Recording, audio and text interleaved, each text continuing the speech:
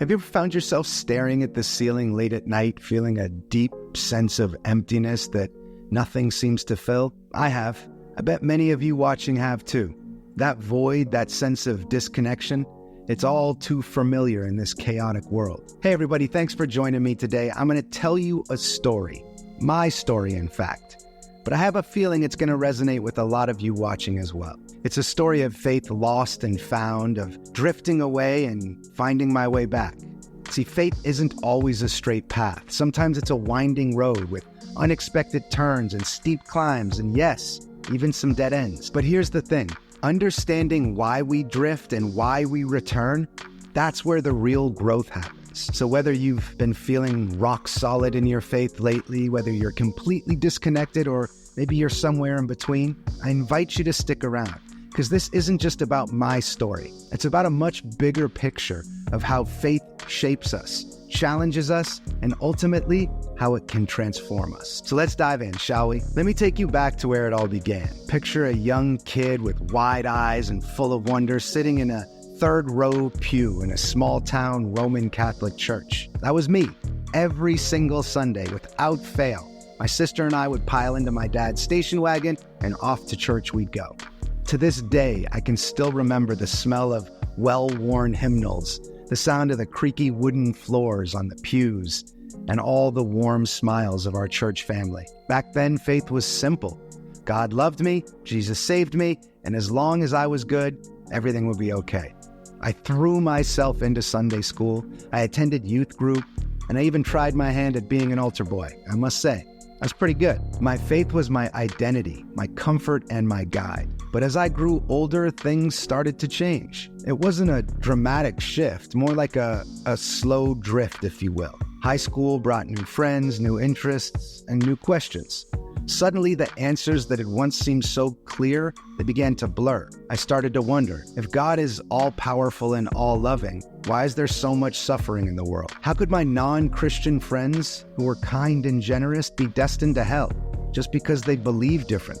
These questions led to more questions. Doubt began to creep in, kind of like a slow but steady fog, obscuring the clear vision I once had in my faith. My college years only accelerated this process. I was exposed to different worldviews, scientific theories that seemed to contradict my beliefs, and philosophical arguments that challenged the very foundation of my faith. Gradually, church attendance became less frequent. Prayers, once a daily habit, became an occasional half-hearted attempt. My Bible had started gathering dust on my shelf. It's not like I made a conscious decision to abandon my faith, but bit by bit, it seemed to slip away from me. Before I knew it, I found myself standing at a crossroads. On one side was the familiar path of faith, now kind of overgrown and barely visible.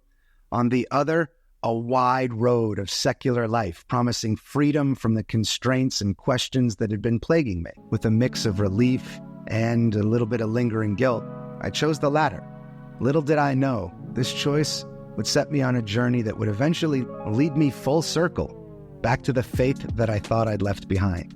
This journey, it was far from over. So there I was, a free thinker, unshackled from the constraints of religious belief. I'd like to let you know that it immediately felt liberating, that life suddenly made perfect sense. But the truth, it was far more complicated. At first, I took pride in my newfound freedom. I could sleep in on Sundays, make decisions based solely on my own judgment, and engage with a world on my own terms. It felt exhilarating, like I was finally the captain of my own ship. But as time went on, I began to notice something unsettling. It was subtle at first, a nagging emptiness that I couldn't quite put my finger on. I tried to fill it with all the things the world told me would bring fulfillment, like career success or relationships, travel, and even the pursuit of my own pleasures just for pleasure's sake. All of these helped, sort of, but no matter what I did, that void remained.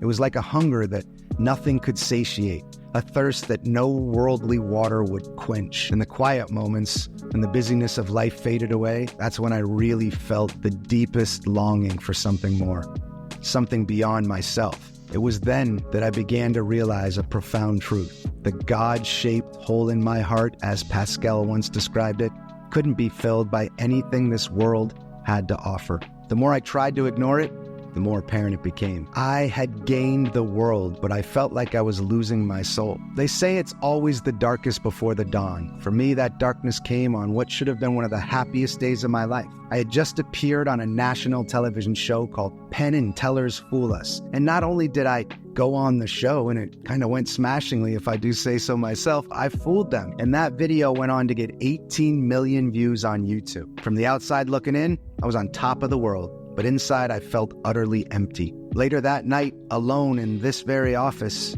the facade crumbled. I found myself on my knees, tears streaming down my face, crying out to a God I wasn't even sure if I believed in anymore. "If you're there," I whispered, "please help me. I can't do this on my own." It wasn't like a bolt of lightning or a voice that came from the heavens. Instead, a quiet sense of peace just washed over me, a feeling I hadn't experienced in years.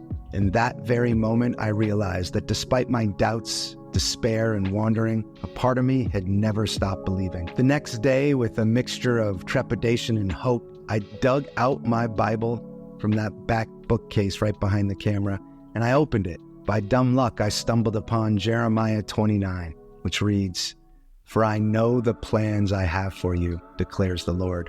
Plans to prosper you and not to harm you. Plans to give you hope and a future. Then you will call on me and come and pray to me, and I will listen to you. You will seek me and find me when you seek me with all your heart." I read those words over and over, tears welling in my eyes. It felt like a personal message, a reminder that God had never left or abandoned me, even when I had turned away from him. This was my turning point. I realized that returning to faith wasn't about having all the answers, certainly not. It wasn't about never doubting again. It was about being willing to take the first step, to open my heart to the possibility of God's love and plan for my life. So with a lot of humility and a touch of fear, I began my journey back to faith. It hasn't been easy, and it certainly wasn't instantaneous, but it was the beginning of a transformation that would change everything. As I began my journey back to faith, I realized that this wasn't about returning to simplistic beliefs of my childhood. This was about discovering a deeper, more mature faith that could withstand questions and doubts. I started small. I began reading my Bible, and not as some sort of rule book, but as a love letter from God to humanity. The Psalms, with their raw emotions and honest struggles, resonated deeply with me. David's words in Psalm 139, "Where can I go from your spirit? Where can I flee from your presence? If I go up to the heavens, you are there. If I make my bed in the depths, you are there. If I rise on the wings of the dawn, if I settle on the far side of the sea, even there your hand will guide me.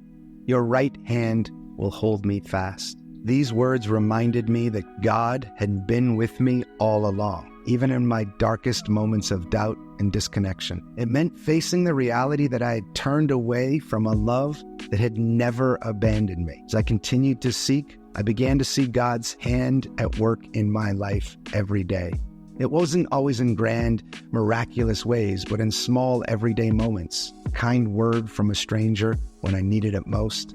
A beautiful sunset that took my breath away. The unconditional love of family and friends. These became my signposts that God's presence and care was all around. I also found myself drawn back to church, albeit hesitantly at first. But I didn't find judgment there. Instead, I found a community of imperfect people just like me, all on their own journeys of faith. Their acceptance and support became a tangible expression of God's love in my life. Perhaps the most profound change was in my perspective on life's challenges, where once I only saw random chaos, I began to see opportunities for growth and redemption. As I've been journaling about my journey, I've started to realize that drifting away from faith, as painful as it was, taught me invaluable lessons. Firstly, I learned that doubt isn't the enemy. It's not the enemy of faith. It can actually be a catalyst for a stronger and more authentic belief. Secondly, I discovered that God's love isn't conditional on our perfect behavior or unwavering belief. He's there in our mountaintop moments and in our valleys of doubt. Remember the prodigal son? The father was watching and waiting, ready to embrace his child upon return. And lastly, I realized that faith is not a destination, but it really is a journey. It's okay to have questions, to struggle, to not have all the answers. What matters is that we keep seeking, We keep growing and we keep searching. To those of you who might be in the season of doubt or disconnection, I want to encourage you. It's okay. God can handle your questions, your anger, your confusion. Don't be afraid to wrestle with your faith. Like Jacob wrestling with God. You might walk away with a limp, but you'll also walk away blessed. It's not about having perfect faith. It's about taking the next step, however small, towards a God who is always reaching out to you. As we wrap up, I want to emphasize that your faith journey is uniquely yours. Whether you're solidly rooted in your beliefs, drifting, or actively seeking, know that you're not alone. God's love and grace are constants, even when our faith wavers. I'd like to encourage you to reflect on your own spiritual journey. Where are you right now? What questions do you have? What are your next steps? If this video has somehow resonated with you, please do like and share it, because it really does help to spread the word. And don't forget to subscribe, hit the notification bell for all content on faith and the beautiful mess that is our spiritual journey. Remember, every step towards God, no matter how small, is a step in the right direction. Keep seeking, keep growing, and keep believing. God bless, my friends.